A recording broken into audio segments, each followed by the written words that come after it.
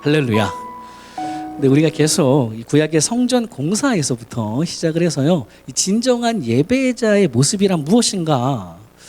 과연 우리가 어떻게 다시 이 성경 말씀 따라서 우리 안에 무너진 이 성전 공사를, 우리의 예배를, 우리 예배자의 삶을 회복해 나갈 수 있을 것인가? 라는 부분들을 계속 정리해 나가고 있습니다. 이 성경의 마지막 예언의 말씀인 이 계속 보고 있는 요한계시록을 통해서는요, 마지막 날에 천국에 가서 주의 자녀들이 끝내 하늘나라에 가서 과연 어떻게 하늘을 예배자들로 영원을 주님의 보좌 앞에 엎드려 경배드리며 살아가게 되는지를 우리 주님께서 친히 말씀으로 보여주고 계시는 거죠. 그러니 결국 우리들이 여기서 지금 드리고 있는 이 땅에서 이 예배 역시도, 또 예배자로 살아가고 있는 우리 모든 삶의 모습들 역시도 그 정답은 바로 요한계시록에서 미리 말씀해주고 계시는 것처럼 이런 하늘 예배자들의 모습에 점점 갈수록 더 가까이 가야 하는 거고요. 그러다 마침내 정말 우리 주님께서 나를 불러주시는 그날에 우리 본향 하늘나라에 실제 가서도 꼭 이대로 오직 하나님께 영광을 돌리며 주님께 경배드리며 살아가는 진정한 예배자들로 우리들이 그렇게 영원한 평생을 살아가게 되는 줄로 믿습니다. 지난주에 요한계시록 7장 말씀을 통해서는요, 우리가 궁극적으로 따라가야만 하는 하늘 예배자들 두 가지로 봤었죠. 표로 다시 정리해보면 두 가지 이렇습니다. 먼저 하나님의 종으로 하나님의 인을 이마에 받은 예배자들이었죠. 그리고 이들은 세 가지 모습을 가지고 있었습니다. 내 모든 죄악을 예수의 보혈로 깨끗하게 씻으며 늘 회개하는 모습, 회개의 모습이 있었고, 두 번째는 말씀이죠. 내 삶의 모든 영역들 속에서 오직 성경 말씀 중심으로 살아내려는 그런 모습이 있었고, 또 세 번째는 우린 도장 찍은 거라고 그랬습니다. 이건 누구 거? 하나님 거. 그러니 하나님께 속한 자녀다운 모습들이 점점 우리들 가운데 회복되어 가야 된다라는 거, 이 세 가지 모습이 바로 하나님의 인을 받은 사람들의 모습이었고요. 그리고 두 번째는 서로 약함을 함께 채워가며 끝내 하나로 세워지는 예배자들의 모습이다라는 것을 우리가 지난 시간 봤습니다. 오늘 이제 요한계시록 5장을 통해서도 역시 하늘 예배자들에 대해서 한번 보려고 합니다. 그렇다면 하늘의 예배자와 같이 우리 역시도 반드시 명심하면서 살아가야 하는 것들이 또 무엇인지 함께 찾아보면서 언제나 참된 예배자로 주님 나를 불러주시는 그날까지, 또 이후로도 영원을 주님과 동행하시는 저 여러분 모두가 되시기를 간절히 축원합니다. 먼저 첫 번째로 하늘 예배자는요, 하나님의 말씀에 가감 없이 순종하는 예배자이다라는 사실입니다. 1절 말씀 보면 이렇게 말씀하시죠. 내가 봄에 보좌에 앉으신 이의 오른손에 두루마리가 있으니 안팎으로 썼고 7인으로 봉하였더라. 이제 주님께서는 사도 요한에게 하늘 왕좌에 앉으신 이가 그 오른손에 들고 계신다라고 하는 두루마리 책, 스크롤인데요, 두루마리 책에 대한 이미지를 이제 먼저 보여주고 계십니다. 그러니 이 두루마리 책이라는 것은요, 이미 무언가가 안팎에 막 빡빡 빽빽하게 기록되어 있는, 이거 누구 책입니까? 하나님의 책입니다. 하나님의 책으로 7인까지 실이 됐다는 거예요. 봉인이 꽝꽝꽝꽝꽝 이렇게 돼 있어가지고 완전하게 밀봉이 되어 있는 상태이기 때문에 그 내용 역시도 이미 오래전부터 예정되었고 계획되어 있었던 두루마리 책, 하나님의 책입니다. 그렇게 이 7인들이 다 떼어지기 전까지는 그 내용을 미리 파악할 수 없는, 아무도 미리 파악할 수 없는 그런 두루마리 하나님의 책이지요. 거기에다 또 이어지는 3절과 4절을 보니까요, 하늘 위에도 땅 위에서도 땅 아래에서도 그 누구도 이 책을 능히 펴거나 보기에 합당한 사람이 없었다 그러고요. 그러다 행여 이 두루마리 책의 내용이 하나님의 예정된 그 계획과 그런 모든 섭리가 밝히 드러나지 못하게 될까봐, 그냥 그대로 덮일까봐 우리의 사도 요한이 울고만 있었다라고 또 표현하고 있죠. 그러자 바로 그때에 하늘의 24장로 중에 하나가 요한에게 이렇게 말을 합니다. 5절 말씀 보면요, 장로 중에 한 사람이 내게 말하되 울지 말라, 유다 지파의 사자 다윗의 뿌리가 이겼으니 그 두루마리와 그 7인을 떼시리라 하더라. 유다 지파의 사자, 이건 사자가 메신저 사자 아니라요, 라이언입니다. 밀림의 왕자? 사자, 그 사자의 이미지예요, 라이언. C.S. 루이스의 소설 나니아 연대기에 나오는 사자 아슬란이 바로 이제 여기에서 기인한 건데요. 그렇게 유대 지파의 사자가, 다윗의 뿌리가 이겼다라고 말씀합니다. 앞으로 이길 것이다가 아니라요, 여기에는 이제 과거형이 쓰였습니다. 이미 이겼다라고 말씀하십니다. 그리고 이미 승리하신 그 다윗의 뿌리가, 유다 지파의 사자가 친히 마침내 그 두루마리의 7인을 떼시리라라고 말씀하고 계시죠. 이렇게 분명 사자, 라이언이라고 굉장히 강한 이미지로 표현되고 계시는 이 다윗의 뿌리이신데, 그런데 어쨌든 이어지는 6절 말씀에 보니까요, 당시 사도 요한의 눈에는 또 이렇게 보이고 있죠. 6절 보면 이렇습니다. 내가 보니 보좌와 내 생물과 장로들 사이에 한 어린 양이 서 있는데 일찍이 죽임을 당한 것 같더라. 그에게 7뿔과 7눈이 있으니 이 눈들은 온 땅에 보내심을 받은 하나님의 7영이더라. 사자하고 어린 양은 이미지가 많이 다른데 이게 두 개 같이 있다는 거죠. 24장로들이 말한 것처럼 이 다윗의 뿌리는 뭐든 이미 다 이겨버린, 승리한 강한 사자의 모습일 것 같았는데, 그런데 지금 사도 요한이 보고 있는 것은 그저 어린 양, 그것도 일찍이 죽임을 당한 것 같다. 그러니까 뭔가 막 피를 철철 흘리고 있는 그런 어린 양이죠. 그렇게 겉으로는 마치 이사야 53장이 그대로 예언하시는 것처럼 마른 땅에서 나온 뿌리 같아서 고운 모양도 없고 풍채도 없는, 우리가 보기에 흠모할 만한 것이 아무것도 없는 그런 볼품이 없었던 어린 양이었다라는 사실입니다. 그러나 언뜻 보면 그냥 예전에 피 흘리고 죽임을 당한 어린 양처럼 보이는 이분에게는 뭐가 있다고 그럽니까? 7뿔과 7눈이 분명하게 달려 있다라고 말씀하십니다. 이 뿔이라는 것은요, 성경 전체적으로 구약에서 특별히 하나님의 크신 권능이라는 것을 의미하고요. 그것도 완전함을 나타내는 이 7이라는 숫자와 함께 쓰면서 7개의 뿔, 완전하신 하나님의 권능을 가지고 있다라는 그런 의미이고요. 그 역시 또 7눈이라는 게 또 가지고 계셔서 그야말로 완전하신 하나님의 영으로, 완전하신 하나님의 눈으로 온 땅의 모든 것들을 다 꿰뚫어 보고 계시는, 그렇게 판단하고 계시는 이 다윗의 뿌리, 유다 지파의 사자, 바로 이 어린 양이십니다. 그리고는 이 어린 양이 끝내는 이 귀한 두루마리를 보좌에서 이제 취하시죠. 7절 말씀 보면 이렇습니다. 그 어린 양이 나와서 보좌에 앉으신 이의 오른손에서 두루마리를 취하시니라. 이렇게 원래는 보좌에 앉으신 이의 오른손에 들려져 있어서 7인으로 완전하게 봉인이 되어 있는, 이미 오래전부터 하나님께서 예정하시고 계획하신 두루마리 하나님의 책이고요. 또 그 누구도 여적 하늘과 땅 어디에도 이것을 능히 펴거나 보거나 하기에 합당한 사람이 없다라고 하는 이 두루마리 책이었지만, 이제는 일찍이 죽임을 당한 어린 양처럼 보이는 한 분이, 그러나 완전하신 하나님의 권능으로 이미 승리하신 어린 양께서, 그렇게 완전하신 하나님의 눈으로 모든 것을 꿰뚫어 판단하시는 어린 양께서 바로 십자가에 달려 우리를 위해 피 흘려 죽으셨지만 3일 만에 부활 승리하신 우리 주 예수 그리스도께서 끝내는 두루마리의 7봉인을 다 푸시고 그 책을 펼치셔서 마침내는 하나님의 이미 작정하신 그 섭리 그대로 온 땅의 모든 것들을 심판하신다라고 하는 것이 바로 이 두루마리 책이다라는 말씀입니다.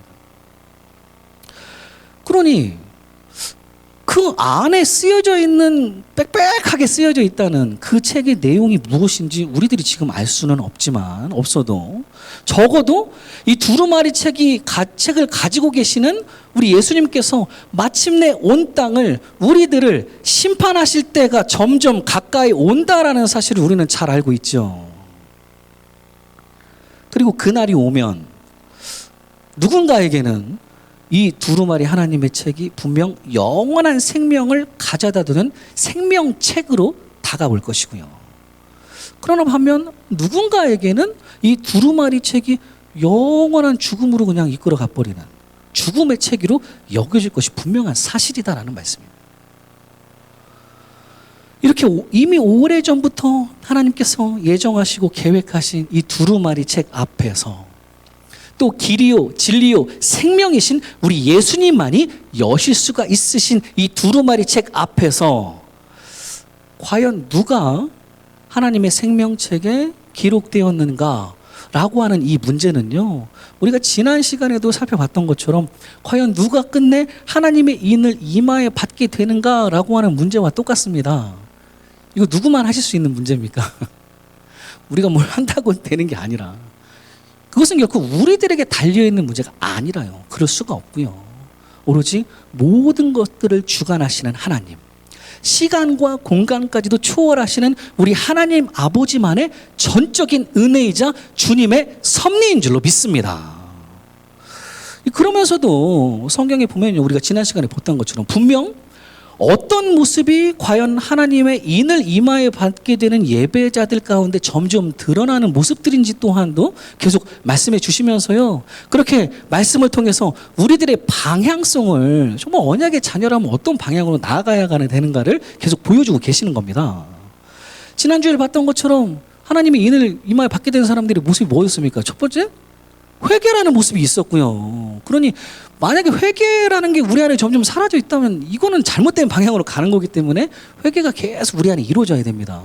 그리고 두 번째는 말씀 중심으로 가는 모습이 우리 안에 또 있어야 되겠고, 또 세 번째는 내가 누구 도장을 받은 사람인가 답게 살아가야 된다는 거 우리가 계속 봤었죠. 이런 모습들이 바로 하늘 예배자들의 모습이기 때문에 우리들 역시도 이 방향대로 따라 걸어가면서 오직 하나님의 은혜만을 간절히 사모해야 하는 그런 언약의 자녀들이다라는 말씀입니다.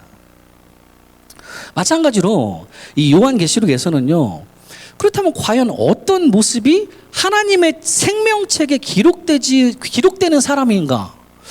또 반대로 어떤 모습이 하나님의 생명책에 기록되지를 못하는 사람들의 모습인지를 굉장히 분명하게 말씀해 주시면서요, 우리 예배자들의 방향성을 또 계속 보여주고 계십니다. 먼저 어떤 모습이 대표적으로 하나님의 생명책에 기록되지 못하는 이들의 모습인지, 요한계시록의 마지막 부분이자 성경의 맨 마지막 끝자락인 계시록 22장 18절에서 19절 말씀에서는요, 분명하게 이렇게 말씀을 하십니다. 내가 이 두루마리의 예언의 말씀을 듣는 모든 사람에게 증언하노니 만일 누구든지 이것들 외에 더하면 하나님이 이 두루마리에 기록된 재앙들을 그에게 더하실 것이요, 만일 누구든지 이 두루마리의 예언의 말씀에서 제하여 버리면 하나님이 이 두루마리에 기록된 생명나무와 및 거룩한 성의 참여함을 제하여 버리시리라. 이게 성경 맨 마지막 말씀입니다. 거의 여기서 이 두루마리 예언의 말씀이랑 이 같은 두루마리라서 조금 헷갈릴 수 있는데요, 이거는 앞서 살펴봤었던 하나님의 생명책인 두루마리 책이 아니라 이것은 뭡니까? 이게 뭐가세요? 성경 66권이라는 하나님의 성경 말씀, 성경책을 의미합니다. 그러니 이렇게 요한계시록으로 파이널리 끝이 나죠. 성경은 요한계시록이 끝입니다. 파이널리 끝이 나버리는 이 성경 66권의 이 유일한 예언의 말씀 이외에 누구든지 여기다가 또 예언이랍시고 또 다른 하나님의 말씀이냐 자기 말이든 뭐든 자꾸 더한다면 하나님의 재앙이 반드시 그에게 더하여질 것이요 라고 말씀하시고요. 또한 누구든지 성경 66권의 이 말씀에서 무언가 내 맘대로 내 뜻대로 취사 선택해서 자의적으로 빼버린다면 그 사람은 생명나무와 및 거룩한 성에 참여하지 못한다. 바꿔 얘기하면 바로 하나님의 생명책에 기록되지 못하는 사람이다 라고 하시는 굉장히 분명하신 말씀을 성경의 맨 마지막에 말씀하고 계십니다. 이렇게 하나님의 생명책, 하나님의 오른손에 들려져 있던 하나님의 생명책하고 지금 우리가 가지고 있는 하나님의 성경책하고는요 같이 가는 겁니다. 꼭 함께 같이 가는 아주 굉장히 밀접하고 분명한 상관관계가 있다라는 거죠. 지금 우리들에게 주신 완전하신 하나님의 성경책을 그야말로 감, 더하거나 빼거나 없이 여기에 뭔가 더하지 않고 뭔가를 빼지 않고 주신 말씀 제대로 이해하고 그대로 순복하는 사람이야말로 바로 하나님의 생명책에 기록된 사람의 그 모습인 줄로 믿습니다. 그리고 또 이 진정 하나님의 성경 말씀에 순복하는 사람의 모습에 대해서도 요한계시록은 또 분명하게 말씀하십니다. 10장 9절 10절 말씀을 가보면 사도 요한을 통해서 이렇게 말씀하세요. 내가 천사에게 나아가 작은 두루마리를 달라 한즉 천사가 이르되 갖다 먹어버리라. 네 배에는 쓰나 네 입에는 꿀같이 달리라 하거늘 내가 천사의 손에서 작은 두루마리를 갖다 먹어버리니 내 입에는 꿀같이 다나 먹은 후에 내 배에서는 쓰게 되더라. 여기서 작은 두루마리 역시 성경책, 성경 말씀을 의미합니다. 천사를 통해서 우리 하나님께서는 요한에게 작은 한 부분의 두루마리 성경책, 작은 부분의 성경책이겠죠. 이걸 먹도록 하시면서요. 네 배에는 쓰나 네 입에는 꿀같이 달리라라고 하시죠. 그리고 요한이 실제 이 작은 두루마리 성경책을 먹었을 때 그 말씀대로 역시 그 작은 성경책이 내 입에는 꿀같이 달았는데 먹은 후에는 내 속에서는 쓰게 되었다라고 실제로 고백합니다. 이처럼 성경 말씀을 먹을 그때에는 달게 느껴지지만 그러나 실제 내 배에서 이 말씀을 소화시킬 때에는 이거 결코 쉽지 않은 말씀 소화 작업이라는 말씀이에요. 요한이 여기서 고백하듯 이 작은 두루마리 성경 말씀 하나도 이렇게 먹을 때에만 달지, 은혜 받을 때에만 달지, 후에 내 안에서, 내 속에서, 내 삶에서 그 말씀을 실제로 제대로 소화시키기까지는 굉장히 쓰고 어려운 작업이라는 사실입니다. 그러니 뭐 성경책만 잘 들고 다니고 말씀 많이 보고 말씀 많이 듣기만 하는 데서 멈춰서는 안 되고요. 그렇게 많이 먹기만 하는 게 중요한 게 아니라 작은 하나의 말씀이라 하더라도 제대로 달게 먹고 또 내 안에서 그 말씀 따라 소화를 잘 시키는 게 더 중요한 문제다라는 말씀이에요.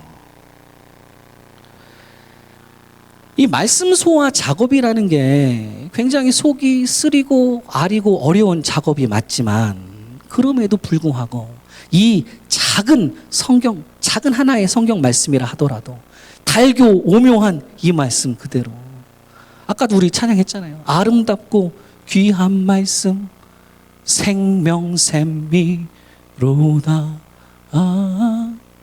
아름답고 귀한 말씀 생명샘미로다. 뒤에 같이 갑니다. 우리의 생명과 말씀은 같이 가는 거예요. 그렇게 말씀 그대로 순복해서 하나하나씩 제대로 살아내려는 그 모습이야말로 하나님의 생명책에 기록된 언약의 자녀된 모습, 하늘 예배자들의 모습인 줄로 믿습니다. 이렇게 우리 역시도 생명책에 기록된 자녀답게 하나님의 성경 말씀 앞에 가감 없이 그대로 순복해서 제대로 이해하고 그대로 순복해서 그대로 살아내려는 하늘 예배자들이 더 가까이 가야 되는 게 첫 번째. 두 번째로 하늘 예배자는요, 하나님께서 기뻐 받으시는 성도의 기도를 주께 드리는 예배자들입니다. 8절 보면 이렇죠. 그 두루마리를 취하심에 내 생물과 24장로들이 그 어린 양 앞에 엎드려 각각 검은 고와 향이 가득한 금 대접을 가졌으니 이 향은 성도의 기도들이라 분명하게 말씀하십니다. 어린 양 대신 우리 주 예수 그리스도 앞에 엎드려서요, 이제 하늘의 예배자들이 또 뭐 검은 거하고 또 향이 가득한 금 대접을 가지고 주께 이제 경배를 드리는데 이 향이 바로 성도의 기도들이다라고 아주 직접적으로 말씀하고 계십니다. 하늘 예배자들이라면 반드시 가지고 있어야 하는 빠질 수 없는 요소가 바로 성도의 기도 부분이라는 거죠. 여기서 이 향이라는 것은요, 이 구약에서 주로 하나님께 제사를 드릴 때 자주 나오는 표현인데 향기로운 냄새라고도 하고요. 이것이 바로 하나님께서 그 향기를 받으신다는 제사, 예전 성경책에서는 흠향하신다라는 표현을 했었는데 그렇게 번역을 했었던, 그리고 하나님께서 기뻐하신다는 바로 그 예배를 의미합니다.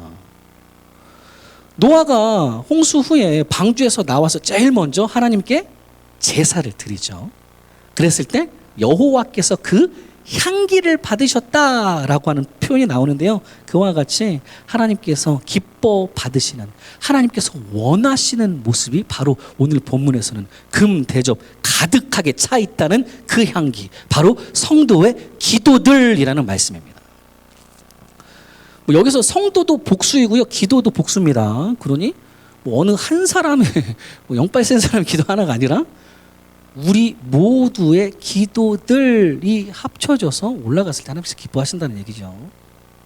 그러면 과연 성경에서 말씀하시는 제대로 된 성도의 기도란 무엇인가를 한번 살펴봐야 되겠죠. 뭐가 제대로 된 기도입니까?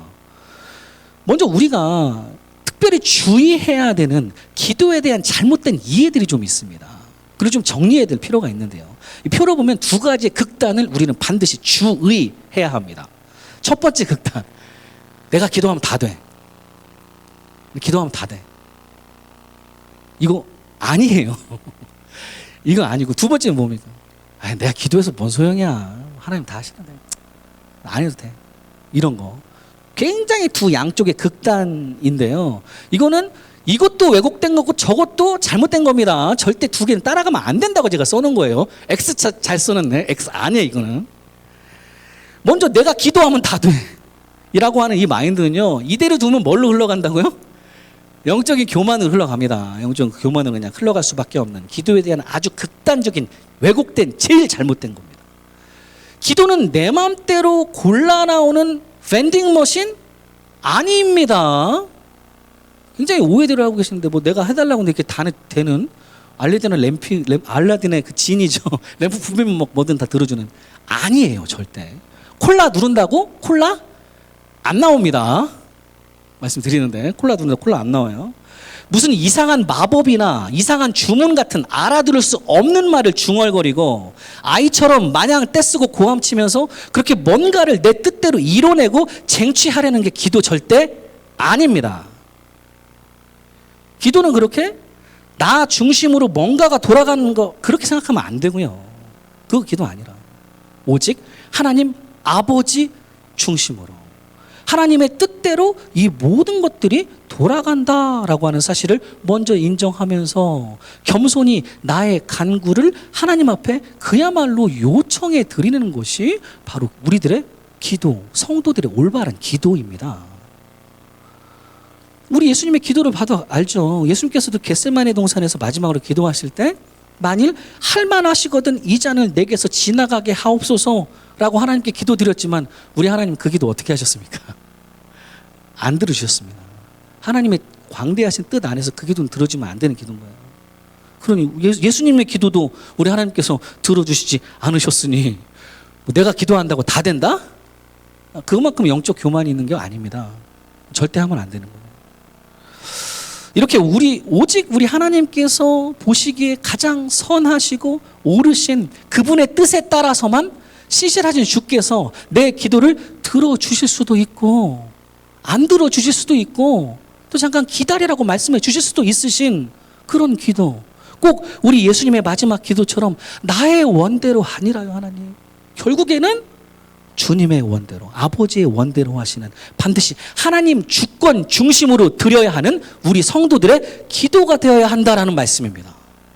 첫 번째로 기억해야 되는 거예요.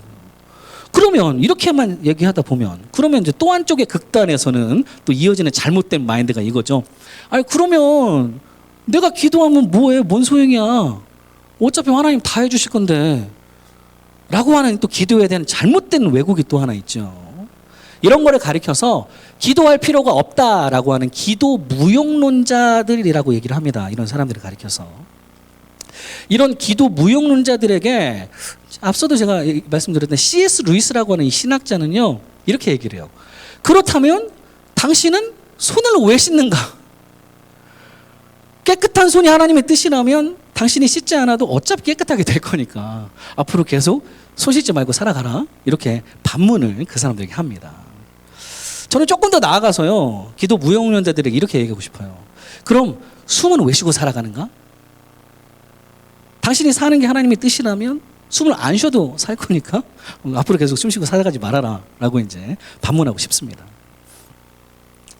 분명 우리 하나님께서는요, 모든 것들을 홀로 다 주 뜻대로 주장하시고 다 완벽하게 이루실 수 있으신 전지전능하신 우리 하나님 아버지가 분명하시지만, 그런데 이상하게 우리 하나님 혼자서 하지 않으세요. 꼭 부족한 우리들을 통해서, 그죠? 꼭 부족한 우리들의 손으로, 우리들의 입으로 뭔가 주님의 뜻을 이루어 나가시기를 원하시는 우리 하나님 아버지시다라는 거죠. 이런 사실을 우리는 성경 곳곳에서 찾아볼 수가 있습니다. 우리들의 기도도 마찬가지예요. 전지전능하신 우리 하나님께서는요, 우리의 기도가 필요하신 게 절대 아니라 우리 하나님께서는 우리의 기도를 사용하셔서 놀라운 하나님의 역사를 이루어 나가시는 것을 기뻐하신다. 그렇게 오늘 본문에 나오는 금 대접에 가득 찬 향기로운 냄새처럼 바로 우리들의 기도들을 주님께서는 기뻐 받으신다라는 말씀입니다. 할렐루야. 그러니 기도는 뭐 해도 그만 안 해도 그만이는 선택사항이 언약의 자녀들에게는 아닙니다. 선택사항 아니라 마치 우리의 호흡처럼, 언약의 자녀라면, 주께서 통해서 일하시는 하나님의 도구라면, 하나님의 종, 하나님의 예배자라면 반드시 언제나 주발 앞에 겸손히 엎드려 내게 맡겨진 모든 것들을 위해서, 맡겨진 모든 이들을 위해서 주께 잠잠히 기도 드릴 줄 아는 기도하는 예배자가 우리 역시 되어가야 하는 줄로 믿습니다. 이 기도에 대한 올바른, 저건 잘못된 이해인데요, 올바른 이해를 다시 표로 정리해보면 이렇죠. 하나님의 주권적인 뜻이 중심이 되는 성도의 기도, 이게 첫 번째입니다. 내 주권 아니라, 내 맘대로 아니라. 그리고 두 번째는 맡겨진 모든 것들을 위해, 모든 이들을 위해 늘 주께 간구드리는 성도의 기도. 밑에다가 제가 이제 한나의 기도, 사무엘의 기도라고 써드렸네요. 이 두 가지의 올바른 이해를 가장 잘 설명해주는 이 성경적인 기도로 저는 저 두 모자의 기도를 꼽습니다. 엄마 한나의 기도가 꼭 첫 번째 이해를 아주 잘 지니고 있고요. 그리고 그녀의 아들인 사무엘의 기도가 이어서 두 번째를 아주 잘 가득 담고 있어요. 먼저 한나의 기도는 우리가 많이 살펴봤었죠. 사무엘상 2장 6절 7절 말씀 보면 이렇게 얘기합니다. 한나가 기도하는 거예요. 여호와는 죽이기도 하시고 살리기도 하시며, 수월은 지옥입니다. 내리기도 하시고 거기에서 올리기도 하시는도다. 여호와는 가난하게도 하시고 부하게도 하시며, 낮추기도 하시고 높이기도 하시도다. 이 기도는 엄마 한나가 하나님의 은혜로 어렵게 얻은 아들 사무엘이 젖을 떼자마자 누구한테 갖다 바칩니까? 실로에 있는 하나님의 성막에 나시린으로 하나님께 바쳐버리면서 하나님께 드리는 기도입니다. 내 새끼 안 돼요, 데려가면 안 돼, 이거가 아니죠.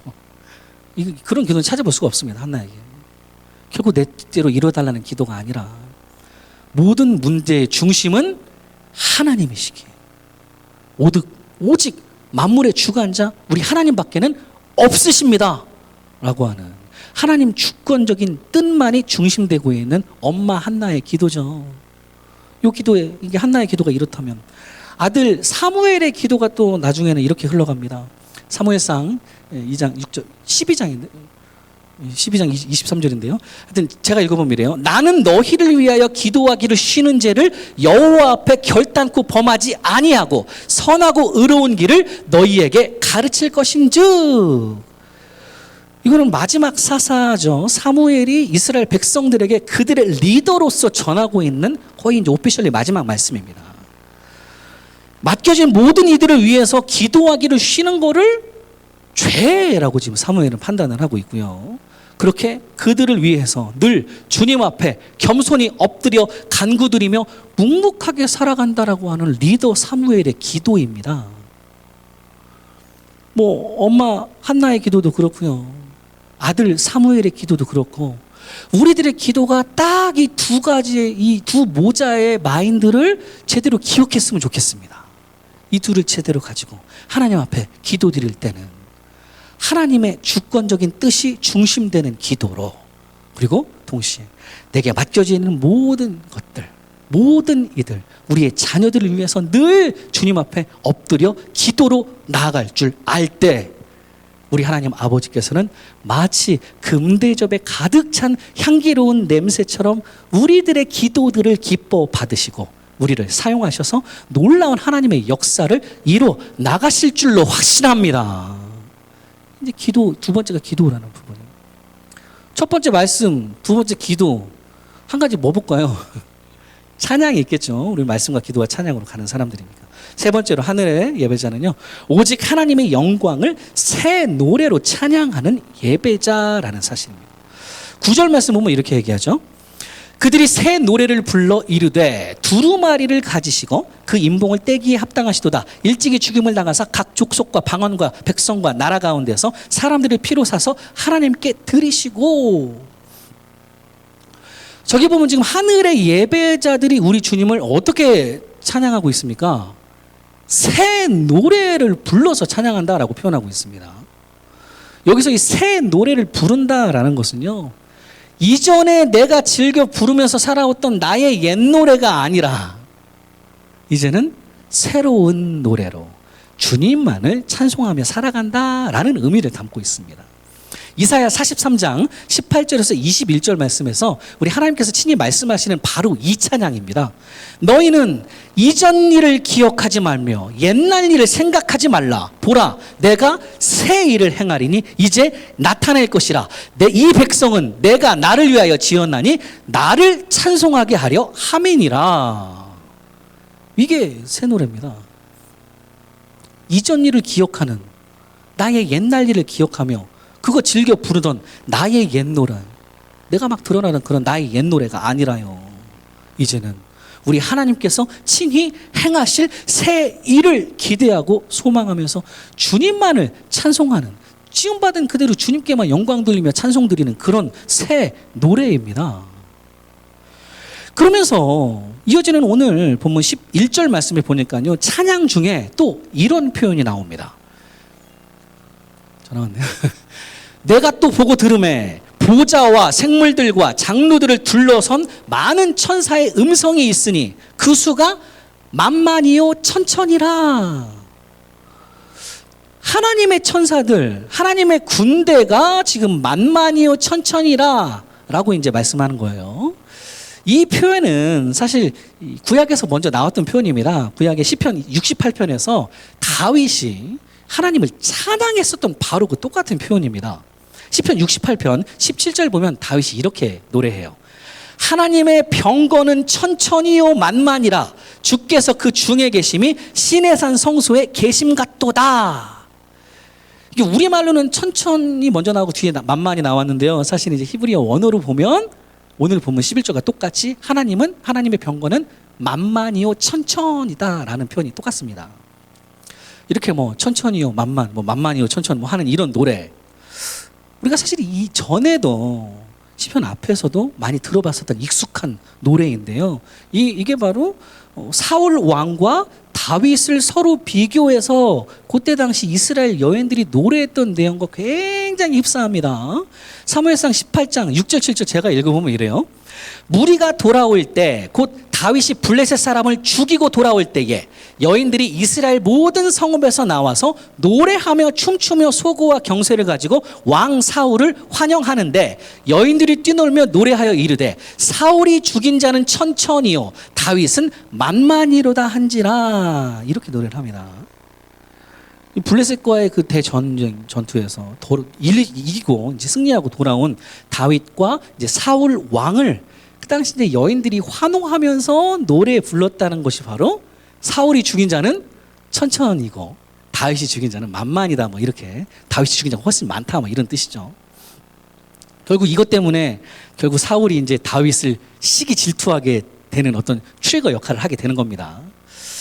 어쨌든 다윗이 사울보다 훨씬 더 잘났다. 훨씬 더 싸움을 잘한다. 만만이다 얘는. 얘는 천천히지만 얘는 만만이다. 뭐 이런 식의 비교하는 어떤 그런 노래인데 다윗도 이 여인들의 이 노래를 분명 들었을 겁니다. 그러니 방금 전에 우리가 봤었던 시편 68편에서 비슷하게 천천히요, 만만히요라고 하는 표현을 또 걷다 사용하고 있는 거지요. 그러나 다윗이 노래하는 것은 조금 많이 다릅니다. 다윗은 여인들의 그런 노래에 동조를 하는 것이 아니라 옛 노래로 치부해 버리면서 그렇게 자기 이름도 빼버리고 사울의 이름도 빼버리면서 누구의 이름만 들어있습니까? 오직 하나님 아버지의 이름만 넣어서 새롭게 이렇게 찬양을 하는 거죠. 하나님의 병거는 만만히요 천천히라. 사람들은 사울 보고 천천히라고 하고 나 다윗 보고 만만이라고 부르지만 아니다. 그러나 나 다윗에게 있어서 이 모든 능력은 내게서 나온 것이 절대로 아니라 그렇게 내가 만만이 아니라 또 사울도 천천히 아니라 오직 누구만이? 하나님 아버지만이 만만이시고 또 우리 하나님 아버지만이 천천히시다 라고 노래하면서 그렇게 오직 하나님의 영광만을 찬양하고 있는 이것이 바로 다윗이 부르는 새 노래이다 라는 말씀입니다. 바라기는 우리도 이렇게 더는 나의 영광 막 높이는 내가 막 자꾸 드러나는 내 감정 따라 막 부르는 옛 노래로 살아가는 그런 삶이 아니라요. 지음받은 목적 그대로 오직 하나님의 영광만을 드높이면서 늘 새 노래로 주님만을 찬양하는 예배자 되시기를 간절히 소망합니다. 사랑하는 우리 한인소망교회 성도님들, 오늘 또 요한계시록 말씀을 통해서 우리가 궁극적으로 따라가야만 하는 저기에서 꼭 이렇게 예배 드린다는 하늘 예배자들에 대해서 또 크게 세 가지로 정리를 해봤습니다. 한마디로 세 가지 기억하셔야 되겠죠? 말씀, 성경 말씀, 그리고 기도, 그리고 찬양. 세 가지 기억. 어떤 게 제대로 된 건가? 하늘의 예배자 세 가지 정리해보면 말씀. 하나님의 성경 말씀 뭐 더하면 된다 안 된다? 안 돼요. 이 성경 말씀에 뭐 더하면 절대 안 됩니다. 가감 없이 순복해서 그대로 살아내려는 예배자. 그리고 두 번째는 기도에 대한 부분이죠. 하나님 주권의 기도로 맡겨진 모든 것들을 위해서 늘 주님 앞에 엎드려 잠잠히 기도드릴 줄 아는 예배자. 그리고 세 번째는 찬양. 옛 노래, 내가 드러나는 옛 노래 아니라고 그랬습니다. 오직 하나님의 영광을 드높이는 새 노래로 주를 찬양하는 예배자. 아버지, 우리 이렇게 말씀과 기도와 찬양으로 하늘 예배자에 점점 더 가까이 가시는 이 시대의 진정한 예배자들이 저 여러분 모두가 되시기를 간절히 축원합니다.